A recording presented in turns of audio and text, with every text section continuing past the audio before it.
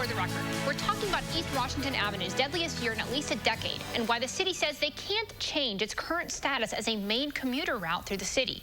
Here's our conversation with Mayor Satya Rhodes-Conway on what they can do and what they cannot. I want to start with the core problem. The city has tried to develop this pedestrian-friendly corridor, especially close to the Capitol on East Washington, over the past couple decades. Do you believe that over the process of redeveloping East Washington, that the city has sufficiently addressed the safety issue that's created with the extra pedestrian traffic? I think that we've done a lot, and I think that there's always more to do. We have the core issue is that we're putting pre-pandemic 50,000 cars through the East Washington corridor on a daily basis. That's hard to do while also trying to make it the most pedestrian, transit, and bicycle-friendly environment. And so inevitably we're going to have some conflicts and need to make some compromises, but I want to be super clear here. No traffic death is acceptable, right? And so we know that we have more to do in this corridor, and we're hoping to work not only with the city, but also with the community and frankly with state government to make a difference. Where does the city's control of redesigns on East Washington Avenue end and the state's control begin? I like to think of it as a partnership, right? And we are hoping that anything that we do in the corridor will be something that we can move forward with the state on. But it is a U.S. highway. The state does have a significant degree of control on the configuration of the highway. And in the past, at least, they have been particularly interested in making sure that that corridor maintains the throughput of traffic that it has, which essentially boils down to the number of lanes and making sure that cars can move through at a particular pace. Now, at the city, we are very invested in improving things for pedestrians, transit users, and bicyclists, and that has led to some conflicts in the past with the state. I'm hopeful that with this administration, particularly at the state DOT, that we have a really good relationship and that we'll be able to work on additional changes that will improve the safety in the corridor. What is standing in the way of exploring the option of rerouting commuter traffic and fundamentally transforming that road into something a bit more a pedestrian-focused, biker-focused, multi-transit-focused corridor? The fundamental problem is that we live on an isthmus. I don't know where else that traffic would go, honestly. We can't divert it to the Johnson and Gorham pair, right? We can't divert it to Willie Street. Those corridors are already well used and fairly well at capacity, right? So our focus as a city has been and will continue to be trying to divert people from single occupancy vehicles to other modes. That's why we're building a bus rapid transit system, is because we know that with the growth projected in traffic, we're not going to be able to accommodate that number of cars, particularly on East Washington. We definitely can't grow East Washington, right? So we need to find a way to get more people through that corridor more efficiently. But when we talk about, where do we take the traffic to, honestly, where would it go? I mean, we're stuck by our geography. Is it a longer commute? Is it routing them around the isthmus and back across John Nolan? I think it's difficult, right? Madison as a city is fairly well built out. There's not a lot of land.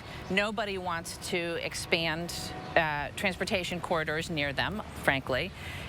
So we're fairly well locked into our existing streets. Again, I really am focused on what can we do to shift the modes that people are using into safer and more efficient modes. So let's go back to East Washington. Let's talk about not so much a restructuring, but again, working with what we have there. Why hasn't the city... Let me pause you there, because all that is not to say that there isn't some work on East Washington that we could still do, right? I think, particularly if we have a willing partner in the state, we are putting in bus lanes. We'll have center running bus rapid transit. I think there's room to explore additional accommodations, particularly for bicycle traffic potentially, or for pedestrians in that corridor. I think those are longer term changes, and we have an acute problem right now. But that is something that we're looking at, we're having discussions about, we'll be talking with the state about, to see what is possible and what can all of the stakeholders agree on and move forward.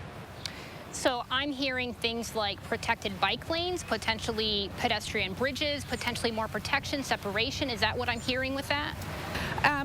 I think that there's a list of potential solutions, including more accommodations for bicyclists, including some at-grade accommodations for pedestrians. I think that pedestrian bridges are not a solution that we'd be looking at, particularly downtown, for a number of reasons, but primarily because people don't use them. And so what you're actually setting up when you create a pedestrian bridge is a more dangerous situation, because the cars expect that the pedestrians are using the bridge. But the pedestrians see the bridge as a detour, harder to walk over, and will just dart across the street instead of using the bridge. And so you're actually setting up a more dangerous situation, and we definitely don't want to do that on East Washington. Let me ask you about traffic cameras. I know Wisconsin doesn't allow that right now. I know Milwaukee has also tried to work with the state legislature to allow for at least a Milwaukee level law that would allow them to bring those in. Has Madison tried to and made any formal efforts to work with the state legislature to potentially allow for traffic cameras? We haven't, but that is something that we will be doing. We'll be talking to our delegation about, I think. I think it is a solution that has been successful in other cities, and I think it's time for us to reopen that conversation. What's missing from this conversation, apart from obviously the current endeavor of Vision Zero, if you wanted to talk a little bit about that, and whether you see that with 4 deaths this year, whether you see that as working about a year now into implementation? I do think that our efforts around Vision Zero have been effective.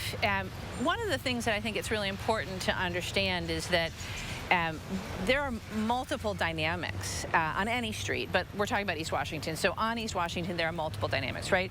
There's the dynamic of, morning, afternoon, rush hour traffic, and how that impacts bicyclists, pedestrians, transit users.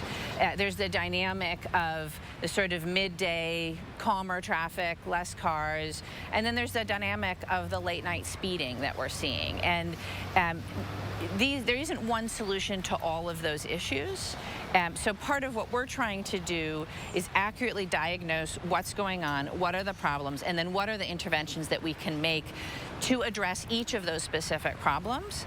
And so I do think that what Vision Zero is doing, first of all, is just raising awareness of the problem and the fact that all of us have a role in resetting our safety culture. And that's partly what we're trying to do with lowering the speed limits.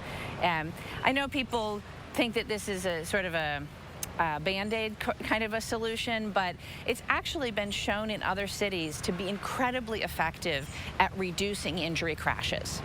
You can find our full report online right now at channel3000.com. Thanks for joining us today.